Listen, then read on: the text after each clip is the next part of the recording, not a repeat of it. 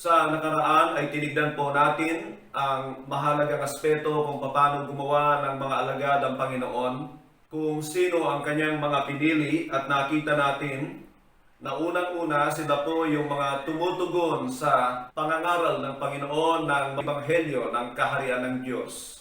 Sila ay totoong sumampalataya sapagkat kalaunan ay nakita natin na meron po silang kakaibang kauhawan sa salita ng Diyos na sila ay nagpatuloy sa Panginoong Kristo upang mag-aral at matuto pagkatapos nga po ng paniwala sa kanyang pangangaral. Nakita rin natin na sila ay handang sumunod sa Panginoon kahit nakita na nila kung gaano kahirap ang kanilang maaring pagdaanan. Kung sa bagay ay napatunayan na nila na ang Panginoong Kristo sa pamamagitan ng kanyang napakaraming himala ay totoong nanggaling sa Diyos. Ang pang-apat na hakbang ng Panginoon ay italaga sila, tawagin sila sa kanyang sarili. Kailangan nilang iwanan ang anumang hadlang sa kanilang buhay upang tuluyang makasunod sa Panginoon. At magmula sa puntong yan, ay nakikita ko na iniwanan na ng mga alagad na ito ang kanilang mga tahanan. Maaring sila naman ay bumibisita pa sa kanila, subalit kinailangan nilang italaga ang kanilang mga sarili upang palagiang makasama ng Panginoon sa kanyang pagmiministeryo. Namatay ang Panginoon at pagkatapos ay muling nabuhay. Nanahan siya ng 40 araw na nagtuturo sa mga alagad. At sa pagkakataong yan ay itinalaga na sila sapagkat siya aakyat na sa langit at sila na magpatuloy sa mga bagay na kanyang ginawa. Yan yung tinawag ko na the commissioning of the disciples. Yung 5 yon mga kapatid ay yun po yung aking ipinakita sa inyo sa una. Tinago ko lang po ang aking presentasyon sa inyo ngayon, pero pareho lamang po ang mga ibig sabihin niyan.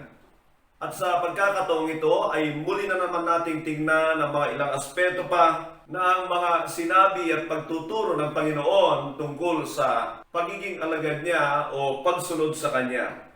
Alam ko na marami pa po tayong kailangang makita, subalit ibinibigay ko po sa inyo ang pundasyon at ito yung pawang mga paraan ng Panginoon kung paano paggawa ng mga alagad.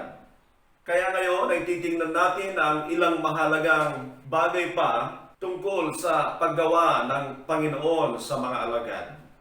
Mapapansin po ninyo at ilang ulit ko na rin po itong sinabi na kahit 3 taon mahigit na nakasama ng Panginoon ang mga taong ito, marami silang nakitang himala, nakaranas din sila ng mga himala sa kanilang mga sarili, naturuan ng napakaraming bagay sa loob ng panahon na yan, ay pinipigilan pa rin sila ng Panginoon na humayo at gawin ang mga ipinag-uutos niya. Kailangan nilang maghintay sa loob ng mga ilang araw ng pagbaba sa kanila ng banal na Espiritu. Kaya ang nakikita ko kung i-apply natin sa ating kapanahunan na ang pundasyon ng pagiging alagad ng Panginoon ay yung tinatawag na born again. Isipin natin na ganito mga kapatid. Maalala nyo na sinabi ng Panginoon sa mga alagad sa Juan 14:17 na ang banal na Espiritu ay kasama na nila, siya ay nasa labas, ngunit hintayin nila ang pagbaba ng banal na Espiritu upang manahan sa kanila. So siya po ay papasok sapagkat sa pagkakataong yan o sa panahon na yan, ay ito na ang magiging templo ng banal na Espiritu. So ang punto ko po rito mga kapatid ay katulad ng Panginoon, siya po ay nabuhay sa panahon ng lumang tipan, ini-introduce niya ang New Covenant at ganyan din ang mga apostol. Dadagdagan ko pa ng mga ilang detalye para sa inyong kaunawaan. Sa panahon na kasama ng Panginoon ang mga alagad, ako'y naniniwala na sila'y pinatawad na at nilinis na nangangahulugan po yan na sa Old Covenant ay kaligtasan para sa mga Hudyo. Pero alam natin na sa New Covenant, there must be an involvement of the Holy Spirit. Unless a man is born of water and Spirit. At kung papansinin po ninyo, ay Espiritu po ng Diyos yan. Malinaw na may bahagi po ang banal na Espiritu sa kapanganakang muli ng isang mananampalataya. New Covenant po ang aking tinutukoy. na nangangahulugan, hindi na po applicable yung Old Covenant na ang banal na Espiritu ay pwedeng nasa labas. Sila ay maliligtas pa rin dahil sa kanilang pananampalataya sa Mesiyas. Ngunit malinaw din ang sinasabi ng New Covenant na kapag ang isang tao ay hindi nagtataglay ng Espiritu ng Diyos, ay hindi siya kay Kristo. At alam natin na sa panahong yan na ang mga mananampalataya ay kailangang tumanggap ng banal na Espiritu upang matawag na totoong born again. Sa mga sinabi kong yan, kung titignan po ninyo ang Roma 8:9, ay sinabi diyan na sino mang hindi pinananahanan ng Espiritu ng Diyos ay hindi kay Kristo, at alam natin na hindi po yan ligtas base sa konteksto ng sinasabi sa Roma 8. At doon sa Efeso 1:13, kung titignan po ninyo, ay makikita nyo na ang kapanganakang muli ng isang tao ay ibinibigay ng Diyos ang kanyang banal na Espiritu bilang selyo na pagmamay-ari siya ng Diyos. Sabi pa ng Efeso 4:30 na dapat ay hindi pigatiin nang sa gayon ito ay manatili at ang kapangyarihan ay maranasan ng mga mananampalataya. Ang punto po natin dito, mga kapatid, na kahit wala pong banal na Espiritu sa loob ng mga mananampalataya sa bahaging yan na kasama ng Panginoon ng mga lagad, ay ligtas pa rin sila. Subalit, kailangan nilang maranasan ang pagdating at kapuspusan ng banal na Espiritu to empower them. Pinakaselyo nila. Alalahanin po ninyo ito bilang kayong mga nasa Bible school. There was a grace in the Old Testament. At ang grace na tinutukoy diyan ay yung habag ng Diyos sa mga tao. Tulad halimbawa na hindi yan na-apply kay Esau sa Hebreo 12 ay sapagkat hindi po tama ang kanyang pagsisisi. Subalit alam po natin na there are many forms of grace, various forms of grace. Sabi ng 1 Peter 4:10. So, nai-apply po yung grace na yon ng pagpapatawad, ng biyaya ng Diyos sa mga alagad ng Panginoon. But they must have to have the fullness of the grace through the reception of the Holy Spirit. Sabi ng John 1:16, grace and truth came through Jesus Christ. Na ang ibig sabihin ay binuksan ng Panginoon ng todo-todo ang biyaya ng Diyos sa kanyang pagparito, at lalo't higit nung siya umakyat sa langit na isinugo niya ang banal na Espiritu na kailangan ng manahan sa bawat mananampalataya. Sa panahong yan ay hindi na po maaari sa Diyos ang hindi nagtataglay, sapagkat katulad din ng sabi ko, yan ay nagpapakita ng approval ng Panginoon na totoo siyang na born again. Patuloy kong inuulit ito sapagkat napakahalaga po na sa panahon natin ay na-born again na totoo ang siyang tangi nating maidi-disciple. Laliman po natin ang ating pangunawa sa bagay na ito. So ang pundasyon po ng discipleship ay yung genuine born again. Kahit anong galing natin, kung totoong alagad ng Panginoon ang ating gagawin, subalit hindi naman siya na born again, ay hindi po natin siya mahuhubog, kahit pastor pa. At makikita naman natin na marami pong nagiging kasangkapan ng kaaway sa mga maling aral at maling pamumuhay, maling direksyon, sapagkat ipagpaumanhin po ninyo na maging mga nagpapastor sa kasalukuyan ay malamang hindi po totoong na born again. Wala tayong makikitang totoong pagsisikap sa kanila na malaman ang malinaw na katotohanan sa salita ng Diyos. Pansinin po ninyo at makikita nyo na ang dami pong mga pastor dyan ay ginagaya-gaya lang ang mga ilang sikat na mga ngaral, nagbabasa ng libro na karamihan sa mga layunin ay kung paano po magparami ng kanilang mga miyembro. Ang pagdating ng banal na Espiritu na siyang born again experience ng mga mananampalataya sa New Covenant ay binubuhay nito ang Espiritu ng isang mananampalataya. Made alive in the Spirit, sabi po ng aklat ng Biblia. At ang trabaho ng banal na Espiritu na may kaugnayan sa pagiging alagado, disciple ng mananampalatayang ito, unang-una ay nagkakaroon siya ng kauhawan sa salita ng Diyos at makikitaan mo siya ng kakaibang pagnanais na matuto. Maalala ko tuloy yung sinabi ni Pedro na kung saan sa 1 Peter 1:23, "For you have been born again, not of perishable seed, but of incorruptible, enduring, living Word of God." At kung itutuloy natin sa chapter 2 verse 2 ay crave pure spiritual milk. So makikitaan po ng kakaibang pagnanasa ng paglago ang mga tunay na na-born again. Uhaw sila sa Diyos at sa kanyang mga salita. Isa pang bagay na ginagawa ng Banal na Espiritu sa mga totoong na-born again ay ang paghahangad na maging banal sa pamamagitan ng pag-iwas sa kasalanan. So makikita po ninyo na ang pagkatuto ay magkaugnay po yan ng paraan para makaiwas ang isang mananampalataya sa kasalanan. Kasama na rin po dyan ang paghahangad na gawin ang kalooban ng Diyos.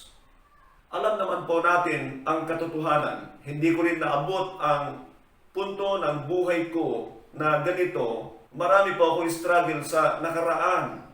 Pero isang bagay na laging sumisiksik sa aking kaisipan ay ang katanungan, na-born again kaya ako? Di po ako nahihiyang sabihin yan sa aking sarili, tanungin ang aking sarili, sapagkat nakikita ko na marami akong problema sa aking sarili. I live for a long time in a defeated life. Pero isang bagay lang ang kinatutuwa ko sa akin ay talagang mahigpit ako sa aking sarili pagdating sa kasalanan. Pero ang katotohanan, tulad ng sabi ko, ako po ay talunan na nangangahulugan na bagsak ng bagsak sa pamantayan ng Diyos kahit lamang sa Old Covenant rules o laws ng Panginoon. Kapag ganito ang isang Kristiyano, mga kapatid, na meron siyang kabigatan sa kanyang nagagawang kasalanan, ay malaki pong tulong yan upang tayo ay patuloy na magpakumbaba sa Panginoon at hanapin ang kanyang tulong. Punta po tayo sa pangalawa, at ito yung nakikita ko na napakahalaga sa discipleship. Ito yung goal to become like Christ. Ang totoo nung sinabi ng Panginoon sa kanyang mga alagad, "Follow me," ay hindi lamang po upang gawin ang kanyang mga ginagawa. Kasama na rin po doon ang pamumuhay na katulad ng Panginoon, ang mga pag-uugali na tugon sa iba't ibang sitwasyon at sa iba't ibang uri ng tao, at ang pagbabago ng kanilang mga layunin sa buhay nang sa gayon ay magkaroon sila ng tamang motibo. Sa nakaraan ay hindi ko rin po alam yan. Akala ko ay magawa ko lang yung soul winning and discipleship na ang goal ay maturuan ang mga mananampalatayang ito na mag-soul win din at mag-disciple. Ayun na ang discipleship sa akin. Subalit nakita ko na ang layunin pala ay hubugin ang bawat isa sa wangis ng Panginoon Kristo. Nangangahulugan, it is the entirety of Christ's life. Not only of His Word, kundi kasama po ang kanyang karakter, ang kanyang attitude, at yung inner life na tinatawag kong motives.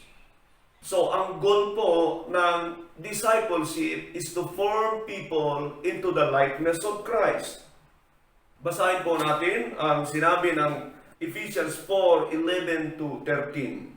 Sabi po, He gave some to be apostles, some to be prophets, some to be evangelists, some to be pastors and teachers, to prepare God's people for the work of ministry, so that the body of Christ may be built up until we all reach unity in the faith and in the knowledge of the Son of God, attaining to the whole measure of the fullness of Christ. Isama ko po ang 14. Then we will no longer be infants, tossed back and forth by the waves and blown here and there by every wind of teaching, and by the cunning and craftiness of men in their deceitful scheming. Ito po ay isang aspeto ng paggawa ng alagad, at marami po tayong matututunan sa sinabing ito ni Apostol Pablo na bahagi nga ng kanyang isinulat sa mga taga-Efeso. Unang-una po yung sa verse 11 ay kinakailangan po natin yung equipping ministry gift. Marami pong katanungan sa bagay na yan, kung meron pa rin ba tayong mga propeta, apostol, guro, pastor, evangelista. Sa akin po, ako ay naniniwala na meron pa rin tayong mga ganitong gift sa ating kapanahunan. Pero maging maingat lang po tayo sapagkat sa halip na ginagawa nila ang mga gawain ng mga leader na ito ay ang titulo ang kanilang mga inilalagay sa kanilang mga sarili. Bagamat ako'y naniniwala na may kadalangan po ang mga ganitong gifts sa ating kapanahunan, ay lalong higit dapat na tayo ay maging maingat sa sinumang nagkiklaim ng mga ganitong position sa kanilang mga sarili. I prefer to see the gift rather than the title. At yan po ay kailangan niyong makita. Examine the gift and don't just believe the titles. Many are after titles, but they lack the gift. They don't have the gift. Malala ko yung pangako ng Diyos kay Jeremias sa Jeremias 3:15 na nangako siya doon na darating ang araw na magbibigay siya ng mga leader. Shepherds means mga tagapag-alaga ng tupa ng Panginoon. At ang sabi niya doon, they will fill you with knowledge and understanding. Yun po ang palatandaan na ibinigay ng Diyos para makita natin kung sino ang mga leader na ito na mag-i-equip sa atin. Alam nila ang salita ng Diyos at nakakapagbigay sila ng kaunawaan sa atin. Pangalawa na trabaho nila yung sinasabi sa 12, to prepare God's people for the work of ministry. Yan po ay malawak na trabaho ng katawan ng Panginoon Kristo. Ang mga ministeryo, kabilang na po dyan yung mga edification gift and yung pangangasiwa sa iglesia ng Panginoon. Sa 13, sabi niya, until we all reach unity in the faith. Ang ibig sabihin ng unity in the faith, mga kapatid, ay meron tayong pare-parehong kaunawaan sa salita ng Diyos. Kung titignan po natin sa ating kapanahunan, ay inaasam ng marami ang unity, pero sinisira po ito ng iba-ibang kaunawaan sa salita ng Diyos. Napansin ko po ang katotohanan yan sapagkat ako po ay nagtuturo sa ilang Bible school o training school at pagdating pa lamang sa doktrina ng kaligtasan ay nagbabanggaan na. Ngayon kung sasabihin mo sa akin na yan ay mapag-isa mo dahil sa ganyan, ay kitang-kita ng aking dalawang mata na hindi po mangyayari yung totoong unity sa body of Christ. Lagi kong sinasabi na dalawa po yung mahalagang aspeto o elemento ng unity in the body. Ang una ay yung kaunawaan sa salita ng Diyos ay kailangang pare-pareho ang interpretasyon po natin. Hindi niyo po mapagsasama yung mga apostol at ang mga pariseo. Nabanggit ko po yan sapagkat kahit sa kapanahunan natin ay meron pong mga Old Covenant people, they believe in the interpretation of the Bible in the Old Covenant way, which Jesus Christ and the apostles opposed. Hindi po ganoon ang katuruan ng mga apostol. Pero kung titingnan ninyo na kahit sa mga apostol, ay meron po silang mga gap bago dumating ang banal na Espiritu sa kanila. Naganap lamang ang tunay na pagkakaunawaan at pagkilala sa kanilang kalalagayan nang dumating ang banal na Espiritu. So ang tinutukoy kong dalawang elemento na mahalaga sa unity ay yung understanding of the Word and indwelling or infilling of the Holy Spirit. Si Pedro at saka si Juan ay meron po yan medyo hindi pagkakaunawaan kahit kasama nila ang Panginoon sa kanyang kapanahunan. Nang umakyat ang Panginoon, dumating ang banal na Espiritu, ay makikita po ninyo na kinilala na ng mga apostol na ito na si Pedro talaga ang kanilang leader. Kaya kung papansinin po ninyo, siyang speaker sa Acts chapter 2, pagbabasa nila ng banal na Espiritu, at makikita ninyo na nagkakaisa na sila ni Juan, magkasakasama sila sa kanilang mga pananalangin. Samantala naman, ang mga baguhang Kristiyano sa Acts chapter 2 ay sumampalataya sa pangangaral ni Apostol Pedro. At makikita nyo dyan, they already have the Holy Spirit. So ano ang kulang sa kanila? Ang kulang sa kanila ay kailangan magkaisa sila ng kaisipan tungkol sa kaunawaan sa salita ng Diyos. At ang sabi ng Acts 2:42, and they devoted themselves to the apostles' teaching. Sa mga apostol ay nauna na marami silang natutunan sa Panginoon, saka bumaba ang banal na Espiritu sa kanila. Sa panahon ng mga apostol ay tumanggap sila ng banal na espiritu at saka sila tinuruan ng mga apostol at makikita nyo ang unity sa chapter 4. So ang dalawang yan ay napakahalagang elemento sa pagkakaisa sa katawan ng Panginoon Kristo. So sabi sa verse 13, unity in the faith and in the knowledge of the Son of God and become mature. At yung huling bahagi ay sinabi niya, attaining to the whole measure of the fullness of Christ. Ngayon ay makikita nyo na lahat ng yan ay mahuhulog sa goal ng iyon na dapat ang mga ito ay maging katulad ng Panginoon Kristo sa lahat ng aspeto ng kanyang buhay. Hindi ko na isasama yung verse 14 pero makikita nyo na kapag ka naabot ng mananampalataya ang maturity and into the fullness of Christ, ay hindi po sila madadaya ng sinuman. Ngayon ay malinaw dyan na ang goal ng discipleship is to become like Christ. At yan ay makikita natin katulad na halimbawa sa Roma 8:28-29 na yan ay hindi po napapansin ng marami na ang layunin ng Diyos sa mga mananampalataya ay hubugin sila sa wangis ng Panginoon Kristo.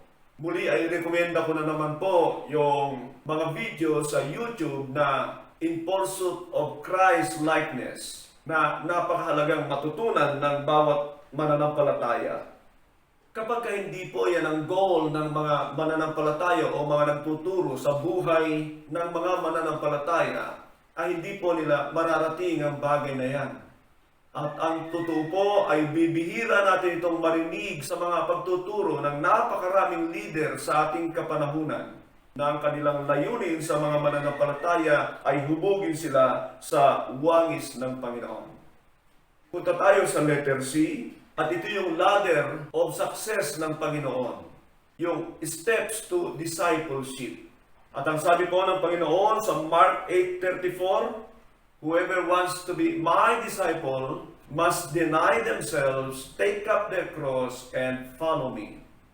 Diyan ay malinaw nating makikita yung mga hakbang upang ang isang mananampalataya ay maituturing na alagad. Una po ay yung sabi rito na deny themselves. Nang ibig sabihin po nito ay personal desires. Sama po natin yung mga binabanggit na desires of the sinful nature sa Aklat ng Galacia 5, talatang 11 hanggang 21 at makikita nyo na kung meron yan ng mga sinasabi nating mga alagad ay bagsak po sila sa pamantayan ng Panginoon. Kahit magagaling po silang magdala ng kaluluwa sa ating mga iglesia, hindi po sila umaabot sa pamantayan ng Panginoon. They must have to deny themselves. At ang basic po dyan ay ang pagtatagumpay sa mga gawa ng laman. Pero ang higit dyan, mga kapatid, na alam ko na napakahalaga ay yung mga personal ambitions natin. Yung mga gusto nating marating sa buhay na ito, mga ambisyon natin na sagabal upang tayo ay makasunod sa Panginoon at makarating sa Kanyang wangis. Alam natin na meron tayong self-denial kapag ang pursuit natin ay mga bagay na pangwalang hanggan. Ngayon po ay makikita nyo na marami po ay pinagyayabang yung kanilang mga alagad dahil sila ay nakakalikom ng kanilang mga disciple. Pero kahit nga po yung mga leader ay nahuhulog pa sa mga gawa ng laman, asan ngayon ang mga tinatawag na alagad na ito? Wala po sila doon sa pamantayan ng Panginoon. Mga sariling pamantayan nito ng tao para makapagmalaki sa kanilang accomplishment. Sa nakaraan ay ganyan po tayo. As long as they can win soul, as long as they can bring people to our church, then we call them leaders.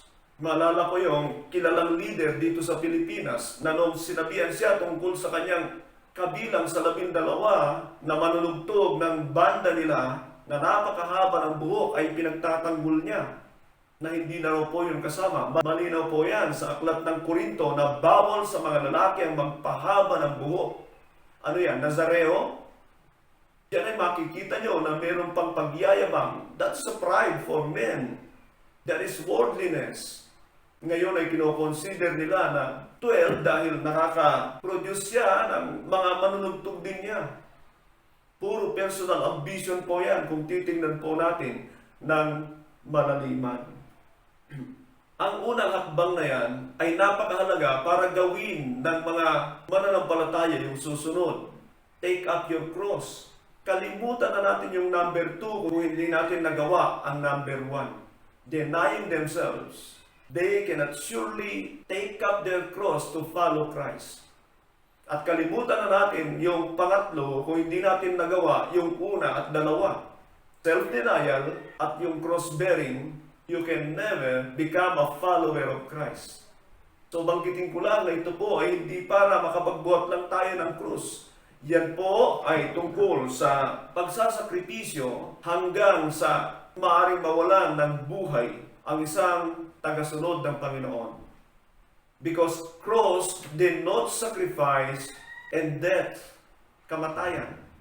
So hindi po yan yung meron tayong krus sa dibdib, krus sa ilong, krus sa tenga, kundi yan ay malinaw na pagsasakripisyo para makasunod tayo sa Panginoon. Muli sasabihin ko, kalimutan mo na ikaw ay tagasunod ng Panginoon if you haven't denied yourself. And if you do not have a plan to do any sacrificial work for the kingdom of God. Dito po ay malinaw na wala pong baby na Kristiyano. Na siyang sinabi ko sa mga nakaraan na ang dami gusto mula pagkabata hanggang sa tumanda at mamatay ay bine-baby sila. Kaya yung mga pusong mamon tungkol sa katotohanan ito, nasasaktan sa katotohanan, you can never become a disciple of the Lord Jesus Christ. True disciples ang ibig ko sabihin. And when you become a follower of the Lord Jesus Christ, ang ibig sabihin niyan ay marunong kang sumunod sa kanyang mga utos. Punta tayo sa pang-apat, at ito yung mga tinatawag kong Jesus' extreme challenges of discipleship. Makikita pa rin natin yan dito sa Marcos 8:35 hanggang 38. Ganito po ang sabi rito. For whoever wants to save their life will lose it. But whoever loses their life for me and the gospel will save it. So malinaw po na ibig sabihin ng Panginoon dito, kung ikaw ay ingat na ingat sa iyong buhay at hindi ka makahayo at may pangaral ang salita ng Diyos, binabanggit po niya yung Ebanghelyo, ay hindi ka magiging kasangkapan o kaya totoong tagasunod ng Panginoon. Tandaan lang po natin ang isang katotohanan na sino mang nag-iingat sa kanyang sariling buhay ay siyang mawawalan nito. Subalit kapag ginagamit natin ang ating buhay sa Panginoon, ipinagkatiwala natin ito sa Kanya, ay siya lamang po ang makakapag-ingat. Maaari natin itong mawala kasi sa mundong ito, subalit ibabalik ito ng Panginoon dahil tayo ay nagtiwala sa Kanya. Kung babasahin natin yung 36 to 38 ay makikita nyo na ang isang malaking dahilan sa mga mananampalataya upang maging totoong alagad o tagasunod ng Panginoon. Isa dyan ay yung kanilang attachment sa mga bagay sa mundong ito. Yung kanilang mga pagnanais na magkaroon ito, magkaroon yan. At nakikita natin ito sa napakaraming Kristiyano. Nandiyan ang worldliness sa kanila. Hindi nakukontento sa mga bagay sa mundong ito. Maalala ko na naman yung sabi ng isa sa mga apostol ng Panginoon, do not love the world or anything in the world. For if you love the world, the love of the Father is not in you. Kung mahal mo ang mga bagay sa mundong ito, ay wala kang pag-ibig na totoo sa Diyos. At yung sinabi ni Santiago sa Santiago 4:4, na ang sino mang nagmamahal sa sanlibutan ay tinuturing niyang mga ngalon niya. Spiritual adultery po ang tawag ng Biblia kapag tayo ay may pag-ibig sa mga bagay sa mundong ito. Pero kung titingnan po ninyo mga kapatid, na sa kapanahunan natin, ay yan ang mga wishes and promises ng maraming mga ngaral. Things of this world. God wanna make you rich. God wants you to conquer things in this world. God wants you to possess and become great in this world. Those are all worldly wishes. Nais ko lang pong sabihin nito, na kapag binasa nyo ang buong aklat ni Santiago, ay sasabihin nyo, napakahigpit naman ng taong ito. Ganyan din ang aklat ni Judas. Sinasabi ko ito sapagkat ang dalawang ito ay parehong pong kapatid ng Panginoon sa laman. Alam niyo ba kung bakit? Sapagkat nakita nila at naunawaan nila na nung wala na ang Panginoon, ay talagang napakataas ng standard ng kanyang buhay kaysa sa buhay sa sanlibutan ito. Kaya nung sila'y sumampalataya na, ay makikita nyo na napakataas din ng kanilang mga standard. At ganyan ang tao na alam ang standard ng Panginoon. They have a very high standard, the New Covenant standard. At kapag ka mababa ang standard mo, hindi ka papasa sa pamantayan ng Panginoon Kristo.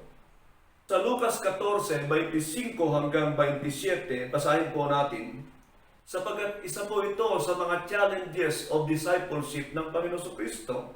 At ang sabi po rito, large crowd were traveling with Jesus, and turning to them, he said, if anyone comes to me and does not hate his father, mother, wife, and children, brothers and sisters, yes, even their own life, such a person cannot be my disciple. So sino daw po yung mga hindi pwedeng maging tagasunod niya? Tinatanong ko po yan para maikintal po sa inyong isipan na itong may mga ganito ay hindi po maaaring tawaging alagad ng Panginoon. Pero nais ko munang makita niyo ang katotohanan ito. Imaginin po ninyo na ang Panginoon pagkatapos ng napakaraming himalang ginagawa niya, ito po, dinudumog siya ng napakaraming tao. Large crowd were following him. Alam niyo po kung ang pamantayan ng Panginoon ay katulad ng pamantayan ng maraming leader sa mundong ito. Ang ibig ko pong sabihin ay yung mga nagsasabing mga mananampalataya ng Panginoon ay sinisigurado ko na hindi niya hahamunin ng mga taong ito ng mabigat na hamon sa kanilang pananampalataya. Mawawala ang kanyang mega church kapag hahamunin sila ng ganito. At ganyan po ang ginagawa ng maraming leader sa ating kapanahunan. Pero alam ng Panginoon at hindi mahalaga sa Kanya na siya ay ina-idol. These were admirers of Christ but were not followers. At yan ang tanong ko sa iyo, admirer ka lang ba? Puro kahanga sa Panginoon pero hindi ka sumusunod sa Kanya. Hindi pa rin po natutuwa ang Panginoon sa ganyan. And so He challenged them with an extreme challenge of not loving parents. Alam natin, tinuturo ng Biblia ang pag-ibig at pagrespeto sa magulang. Pero dito ay makita natin kung paano talagang napakataas ng standard ng Panginoon. Kung doon sa Marcos ay pinapakita yung attachment sa mundo, dito naman ay pinapakita yung attachment sa ating mga mahal sa buhay. At hindi pa rin sila maaaring maging hadlang upang tayo ay maging totoong tagasunod ng Panginoon. Nakikita ko po ang katotohanan sa maraming Kristiyano na mas higit na pinangangalagaan nila ang kapayapaan ng kanilang pamilya, tahanan, kung kaya't hindi po sila naglalagay ng standard ng Panginoon. Kasi po, pagka ipinasok mo ang Panginoon sa kanilang pamilya, magkakagulo po sila. Yan po ay nangangahulugan na mas mahal nila ang kanilang pamilya kaysa sa Panginoon. At ang sabi ng Panginoon, you can never become my disciples. Mas maganda po ang pamilya na naghahabol sa standard ng Panginoon at kagalakan nila na gawin ang nais ng Panginoon kaysa ang habol lang nila ay maging mapayapa sa mundong ito. Kahit po sa mga ilang churches, kapag nagturo sila ng mga katotohanan, mga salita ng Diyos, ay alam nila marami pong mag-aalisan sa kanila. And so they don't teach the truth from the Scripture, they don't rebuke, they don't correct, and all they do is to keep on encouraging them. Wala pong masama sa encouragement. Nagiging masama yan kapag yung pamumuhay ng tao ay hindi niya iwan-iwanan ang kasalanan at patuloy mong ini-encourage na para bagang hindi concern ng Panginoon ang kanyang kasalanan. Marami pong mga tagapagturo na sinasabi, ibinigay ng Panginoon ang kanyang bugtong na anak dahil sa pag-ibig niya sa tao. Totoo po yun. Pero kung iisipin mo na naghahabol pa rin ang mga tao na ayaw tumalikod sa kasalanan, ang Panginoon ay malaking kamalian yan.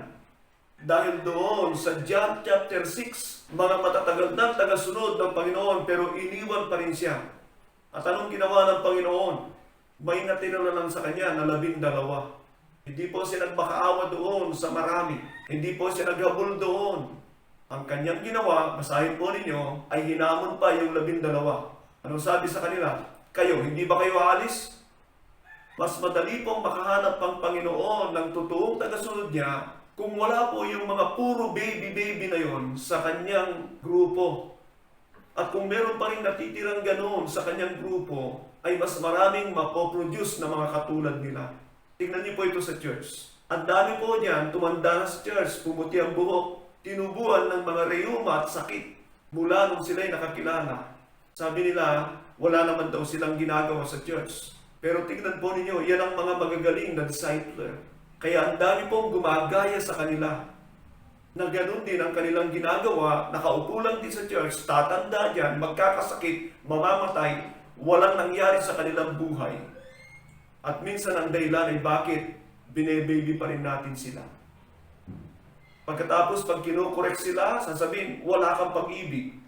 Ang totoo, mas sobra na tayong mapagmahal kaysa sa Diyos, na pati pagsuway, paglabag at pag-ayaw sa pamantayan ng Diyos ay gugustuhin natin. Sa puntong yan, hindi tayo katulad ng Panginoon Kristo.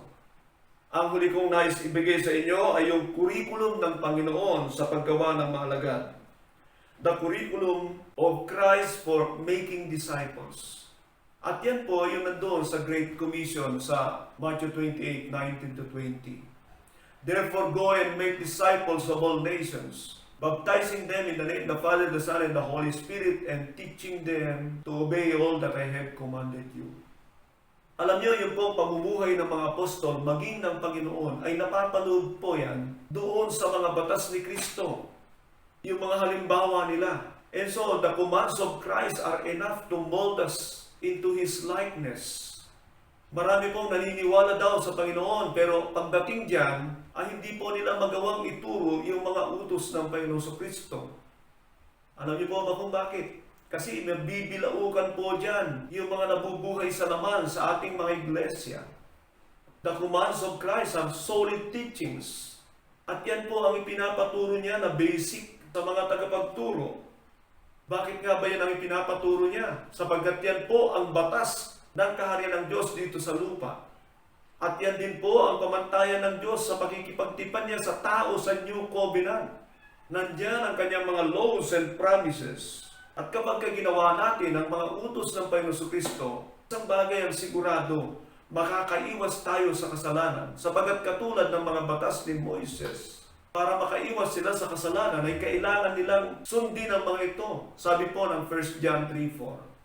For sin is the transgression of the law. Yang bagay na yan ay applicable po yan sa Old Testament at sa New Testament o kaya Old Covenant at sa New Covenant.